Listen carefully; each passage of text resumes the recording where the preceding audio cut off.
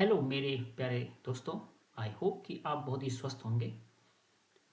तो दोस्तों, आज हम जो हमारा टॉपिक रहेगा वो रहेगा एरिया ऑफ पॉलीगन से। और जब क्लास एट्थ, तो हमारा क्लास तो रहेगा एट्थ, और हमारा चैप्टर रहेगा एरिया ऑफ पॉलीगन से।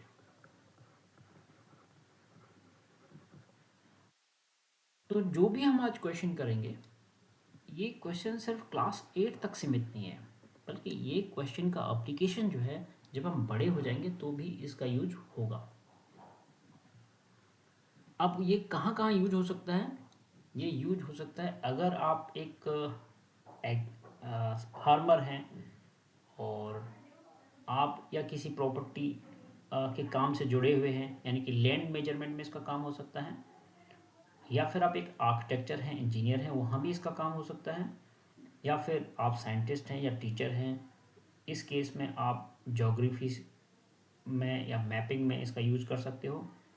या फिर आप कंप्यूटर फील्ड से जुड़े हुए हैं, जहाँ computer graphics end game designing से रिलेटेड आप काम करते हो, तो यह वहाँ इस क्वेश्चन में जो हम एरिया फाइंड आउट करने का तरीका सीख रहे हैं, इसको हम अप्लाई कर सकते हैं।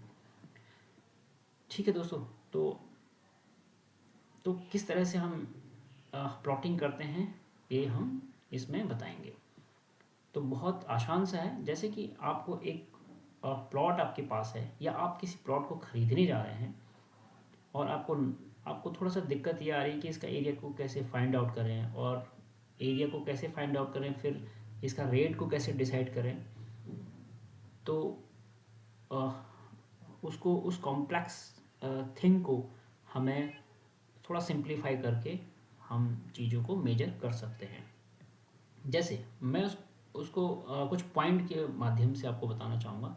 जैसे एक प्लॉट है, उसका एक पॉइंट है ये, दूसरा पॉइंट है ये उसके कोने हैं, वर्टेक्सेस हैं, और ये वर्टेक्सेस के पॉइंट को मैं इस तरह से पहले प्लॉट कर लूँगा। ओके, ये मैंने प्लॉट कर लिए, और एक पॉइंट इधर है। तो इस तरह से एक प्लॉट है।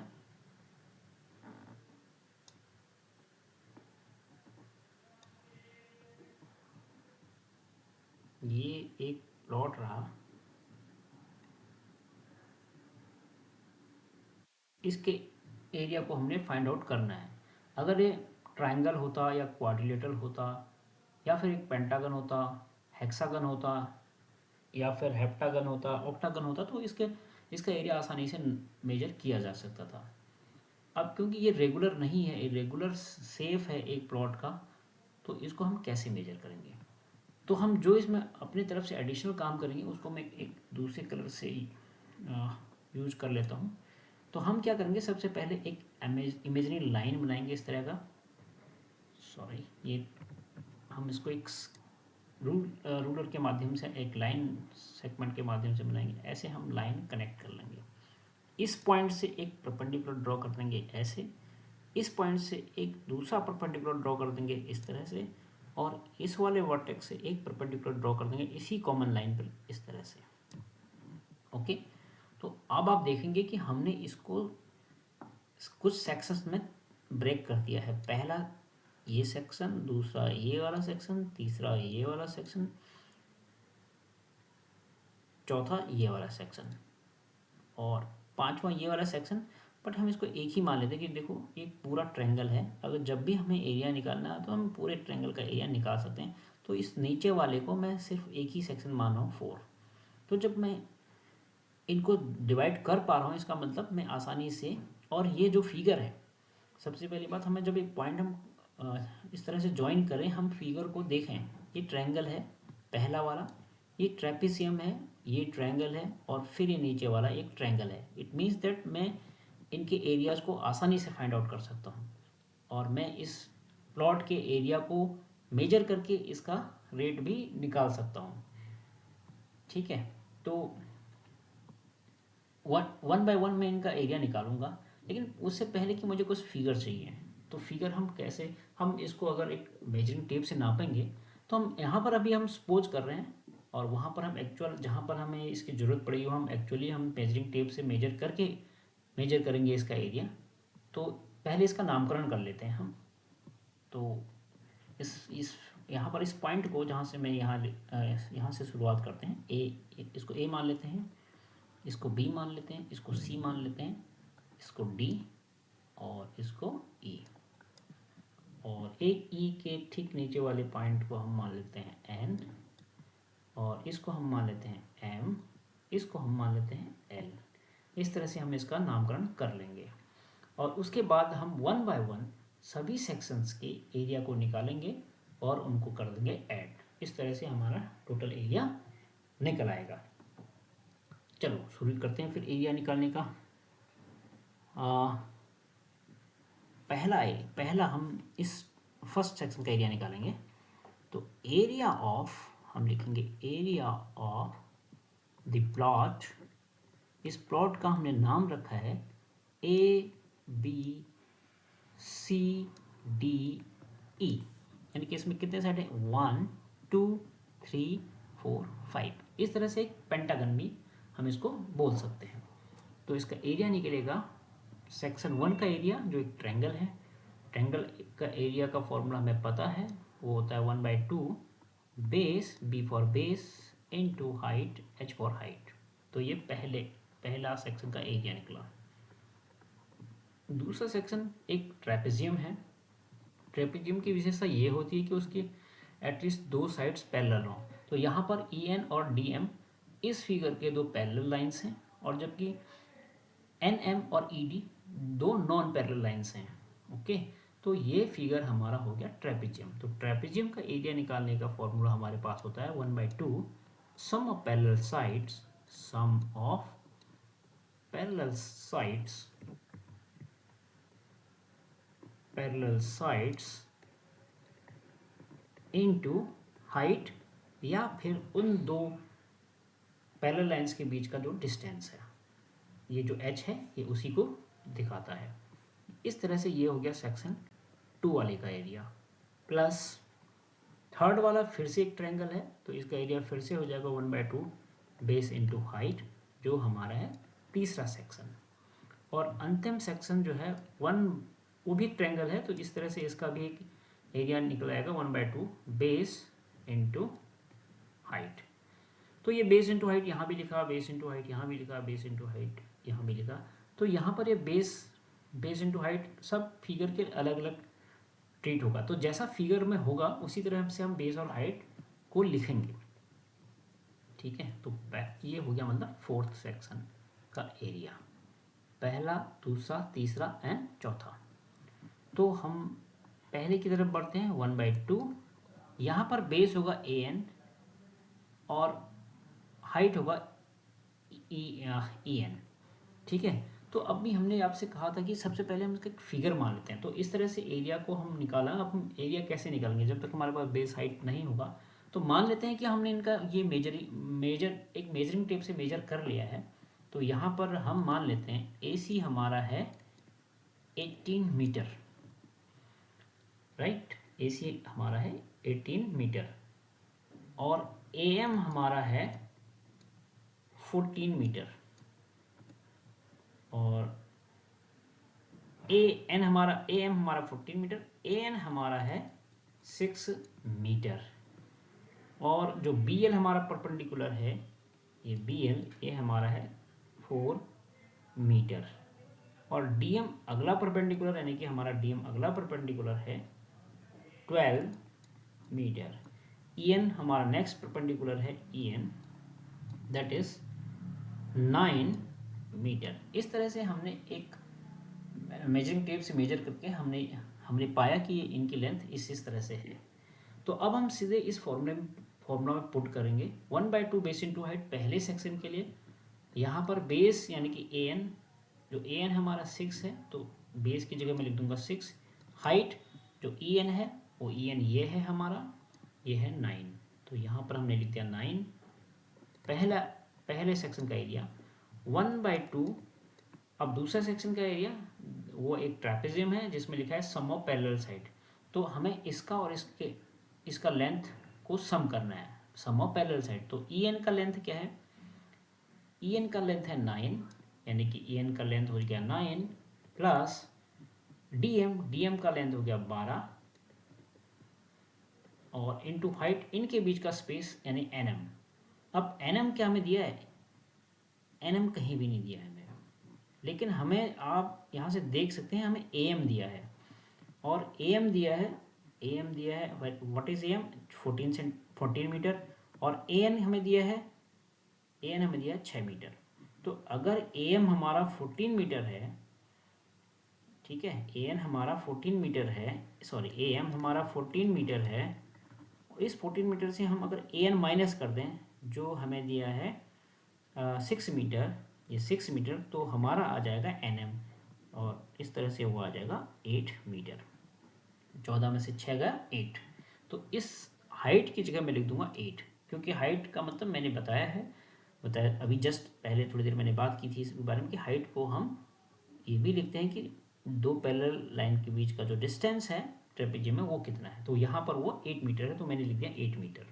तो ये हो गया दूसरे सेक्शन का एरिया निकालने का तरीका, प्लस 1/2 बेस इंटू हाइट, ये तीसरे के लिए 1/2। यहाँ पर बेस एम सी हो गया, क्या एम सी हमें दिया है, एम सी भी नहीं दिया है, तो यहाँ पर पहले मैं इसको इरेज कर दूँ, इस अभी हमने कैलकुलेट किया था, अब हम निकालते हैं एम सी। एम सी कैसे निकलेगा, ए सी, क्योंकि दिया है ए सी 18 है, और माइनस ए एम भी हमें पता है दैट इज 14, तो इस तरह से एम सी निकल गया 4 मीटर। ओके, तो यहाँ पर हम लिख देंगे 1/2 बेस की जगह 4, ओके, और एच की जगह, ये बेस हो गया 4, और हाइट डी एम की जगह हम लिख देंगे 12। तो इस तरह से ये हमारा तीसरे सेक्शन का एरिया निकल आएगा, प्लस 1/2। अब फोर्थ सेक्शन हमारा सबसे बड़ा वाला सेक्शन है, इसके लिए बेस पूरा ही ए सी हो जाएगा, ए सी जो हमारा 18 है, तो यहाँ पर बेस की जगह मैं लिख दूंगा 18, एच यानी कि हाइट, वो हाइट है बी एल, इस वाले सेक्शन की हाइट है बी एल। हाइट का मतलब इस पॉइंट से लेकर, बी पॉइंट से लेकर इस बेस तक इसका जो हाइट है कितना है, तो एच कितना है, बी एल वो हमें दिया हुआ है 4 मीटर, 4 मीटर, ये बी एल हमें 4 मीटर दिया हुआ है। तो पहले मैं इसको भी इरेज करूँ, थोड़ा स्पेस बना लूँ।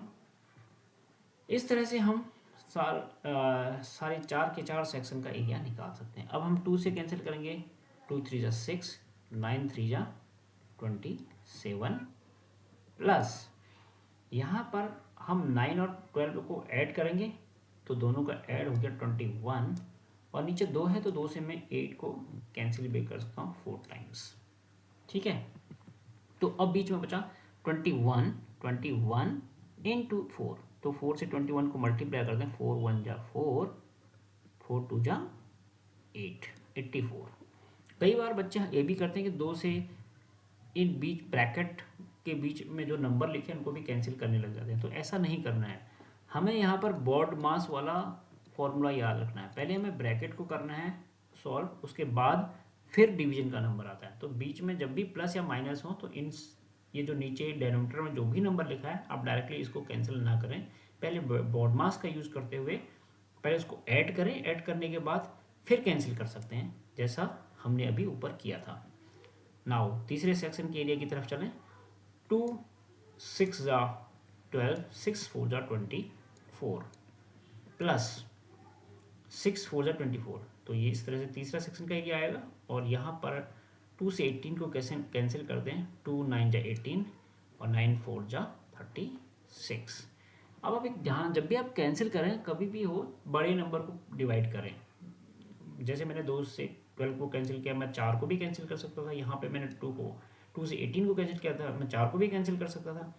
तो बड़े को अगर हम डिवाइड करते हैं तो नंबर छोटा हो जाता है, तो कैलकुलेशन करने में आसान हो जाता है। कई बार बच्चों को टेबल्स नहीं आते हैं 12 से ऊपर तक, और उनको नीचे वाले टेबल आते हैं, तो नीचे वाले टेबल्स को आप यूज कर सकते हैं इसमें, क्योंकि उनका कैलकुलेशन करना आपके लिए थोड़ा आसान हो सकता है। तो इन चीज़ों का भी, छोटी छोटी चीज़ों का भी ध्यान रख सकते हैं आप। अब हम इसको करते हैं ऐड, 6 + 4 10, 6 + 4 10, 10 + 4 14, 14 + 7 14 + 7 21, 21 1, तो कैरी हमारा है 2, उसको बाद में ऐड कर लेंगे। 3 + 2 5, 5 + 8 13, 13 + 2 15, 15 + 2 17, 171। तो इस तरह से इस प्लॉट का टोटल एरिया निकला 171 मीटर स्क्वायर। तो अब आप इसका रेट भी निकाल सकते हैं। अगर किसी ने आपको इसको 5,000 रुपये में पर स्क्वायर मीटर में बेचा है तो आप 171 × 5,000 से मल्टीप्लाई कर दिए, उतना आपको देना पड़ेगा, या आप बेच रहे हैं तो उतना आपको उससे लेना पड़ेगा पैसे, ठीक है, रुपये। तो इस तरह से कैलकुलेशन इन प्लॉटों का होता है। तो नेक्स्ट है कि मैं कुछ ऐसे ही प्लॉट बना रहा हूँ, आप मुझे सिर्फ आपने मुझे इतना बताना है कि उनका हम सेक्शन कैसे करेंगे एरिया फाइंड आउट करने के लिए। तो मैं नेक्स्ट पेज में कुछ ऐसे ही फिगर बनाता हूँ, आपने मुझे बताना है। हम इसका नाम लिख देते हैं फिगर 1। फिगर 1 एक लाइन ड्रॉ कर देता हूँ, और यहाँ मैं लिखूँगा फिगर, यहाँ मैं बनाऊँगा फिगर 2 F2। तो ये हमारे पास आपके दो प्लॉट हैं, इनका एरिया हमें फाइंड आउट करना है, और सेक्शन बना के, सेक्शन आपने बना के मुझे देना है, प्लॉट में बनाऊंगा। ओके, अगर माना आपको सेक्शन बनाने में दिक्कत हो रही है तो आप कमेंट बॉक्स में मुझे लिखेंगे कि इसका आप बनाएं, तो मैं उसको फिर से एक वीडियो बना के माध्यम से आपको उसको बताऊंगा कि कैसे सेक्शन बनाने हैं। तो पहला एक है, जैसे कि इसका कुछ कलर डिफरेंट कर देते हैं फिर से। एक पॉइंट ये है, एक पॉइंट ये है, एक पॉइंट ये है, एक पॉइंट हमारा ये रहा। उसके बाद एक पॉइंट हमारा ये रहा, थोड़ा सा नीचे कर देता हूँ। एक पॉइंट हमारा ये रहा, और एक पॉइंट हमारा ये रहा। तो इस तरह से हमारा जो फिगर बना वो बना ये